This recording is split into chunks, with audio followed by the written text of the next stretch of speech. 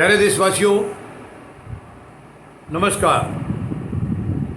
आज एक बहुत महत्वपूर्ण बात मैं आपके सामने करना चाहूँगा। जब देश का रुपया गिरता है तो प्रधानमंत्री की साख गिरती है। ये बयान शायद आपको पता होगा किसने दिया था। ये बयान वर्तमान प्रधानमंत्री महोदय जब ये पीएम कैंडिडेट थे और 2014 के चुनाव की तैयारी में लगे थे, कैंपेनिंग में लगे थे, तब उन्होंने ये बयान दिया था। यानी कि उस वक्त की सरकार के लिए या उस वक्त के प्रधानमंत्री महोदय के लिए ये बयान था। इन्होंने जो रुपए की गिरती हुई जो वैल्यू थी उसके ऊपर इन्होंने ये कटाक्ष उस वक्त के प्रधानमंत्री महोदय के खिलाफ किया था कि जब देश का रुपया गिरता है तो इसका मतलब प्रधानमंत्री की साख गिरती है। आज मुझे नहीं मालूम उनको वो अपना डायलॉग याद है या नहीं है। मैं उनसे पूछना चाहूँगा, प्रधानमंत्री महोदय, क्या आप अपनी साख को बढ़ाने के लिए ही रुपए की वैल्यू को गिरा रहे हैं? उस वक़्त के प्रधानमंत्री की तो साख गिरती थी, रुपए के गिरने के साथ साथ उनकी साख गिर रही थी, मगर आज तो रुपया हद से ज़्यादा गिर चुका है। तो क्या आज प्रधानमंत्री की साख पर कोई असर नहीं है? नकारात्मक की बजाय सकारात्मक असर है। क्या आप इस गिरती हुई रुपए की वैल्यू से आप मजबूत हो रहे हैं? एक बहुत बड़ा सवाल है प्रधानमंत्री महोदय, जो आपको आज नहीं तो कल देना होगा। देश की जनता आपसे जवाब चाहती है, क्योंकि आप प्रधानमंत्री की कुर्सी पर बैठे हैं और प्रधानमंत्री की कुर्सी पर कोई आदमी नाटकबाजी करे, जुमलेबाजी करे, ये कहीं भी शोभा नहीं देता है। खास करके लोकतंत्र के लिए ये बहुत ही खतरनाक चीज़ है, बहुत ही खतरनाक। लोकतंत्र में ऐसा नहीं होता है। लोकतंत्र में जो भी बात कही जाती है तोल के कही जाती है, सोच के कही जाती है, समझ के कही जाती है।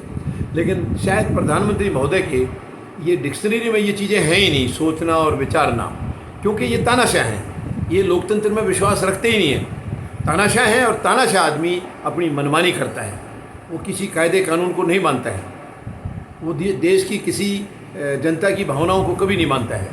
वो केवल अपने आप को सुपर मानता है, खुद को सुपर मानता है, और खुद की जो अंतरात्मा से उनको जो आवाज़ आती है उसको भी नकार देता है वो, क्योंकि तानाशाही का यही हसर होता है।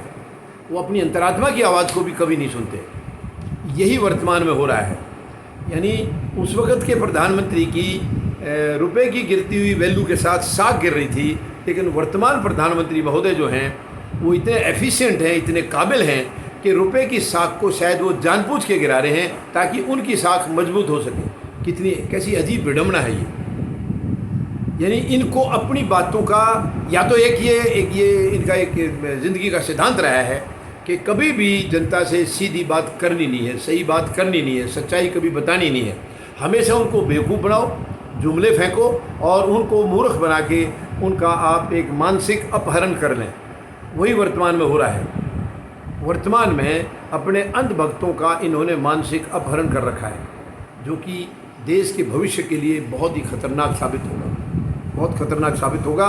मैं चेतावनी देना चाहूँगा उन अंधभक्तों को, आप किसी का नुकसान नहीं कर रहे हैं, खुद का नुकसान कर रहे हैं। आप देश को तो आप बर्बाद कर ही रहे हैं, लेकिन आप अपना खुद का नुकसान कर रहे हैं, अपने परिवार का नुकसान कर रहे हैं। आप अपने परिवार को बर्बाद कर रहे हैं व्यक्ति पूजा करके, किसी एक व्यक्ति की पूजा करके परिवार को आप बर्बाद कर रहे हैं। ये आपके लिए सही नहीं है, और जो चीज़ आपके लिए सही नहीं है, आपके परिवार के लिए सही नहीं है, तो वो समाज के लिए कैसे सही हो सकता है? और जब समाज के लिए सही नहीं तो देश के लिए कैसे सही हो सकता है? तो ये बड़ी एक विचित्र बात है कि जो प्रधानमंत्री उस वक़्त के प्रधानमंत्री को दिन रात कोसते थे, उस पार्टी को कोसते थे, उनके भ्रष्टाचार के बारे में लंबी लंबी बातें करते थे, वो गद्दी मिलने के बाद, कुर्सी मिलने के बाद या सत्ता मिलने के बाद उन सब तमाम चीज़ों को भूल गए हैं, तमाम पैमाने भूल गए हैं। वो कितने जुमले उस वक़्त उन्होंने फेंके थे और देश को बेवकूफ़ बनाया था।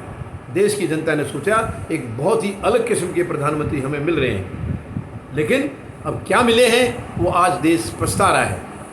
आज देश उसके ऊपर पश्चाताप कर रहा है कि हमने किस टाइप के इंसान को प्रधानमंत्री चुना है, जो कभी सच बोलता ही नहीं है, जो हमेशा झूठ बोलता है, हमेशा जुमले का सहारा लेता है।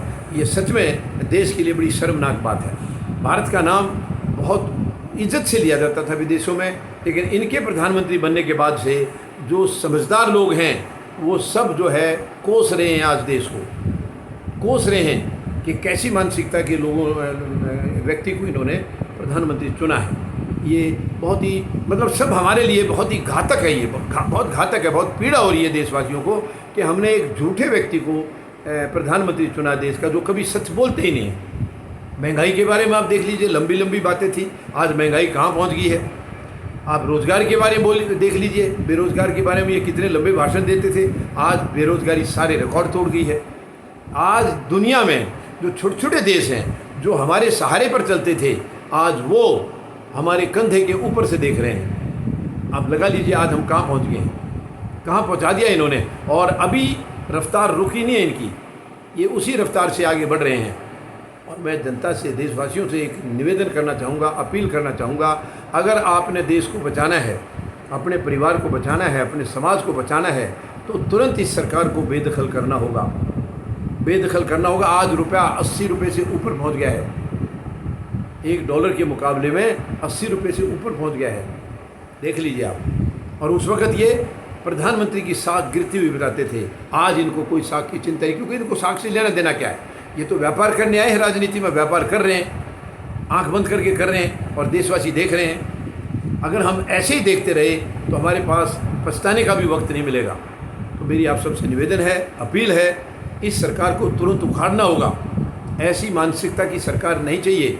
और ये वन मैन शो है, हम सरकार को दोष दें ना दें, क्या करें, किसी मंत्री को दोष क्या दें, क्योंकि मंत्री कोई इनमें केवल नाम के लिए हैं, काम के लिए नहीं है।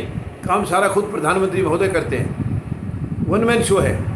तो ये देश के लिए घातक है, देश के लिए बहुत ही खतरे की घंटी है। तो मैं आप सबसे निवेदन करूंगा, इनके पुराने जुमलों को आप एक बार दोबारा से सुनिए, ये क्या क्या कहते थे, आज ये क्या कर रहे हैं।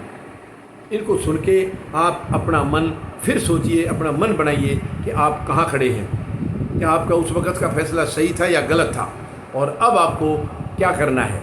इसके ऊपर आप गंभीरता से विचार करिए। मुझे उम्मीद है आपकी अंतरात्मा आपको सब कुछ साफ साफ बताएगी। इसी तरीके से हम लोग जागरूक होकर के ही देश को बचा सकते हैं, वरना इस तरीके से लूटने वाले लोग हमेशा देश के ऊपर हावी रहेंगे। जो नौकर हैं वो मालिक के ऊपर हावी रहेंगे। अगर मालिक कमज़ोर पड़ा तो हमें देश को बचाना है, तो इनको बेदखल करना ही होगा। धन्यवाद। जय जवान,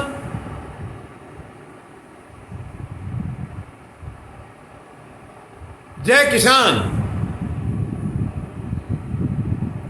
जय हिंद।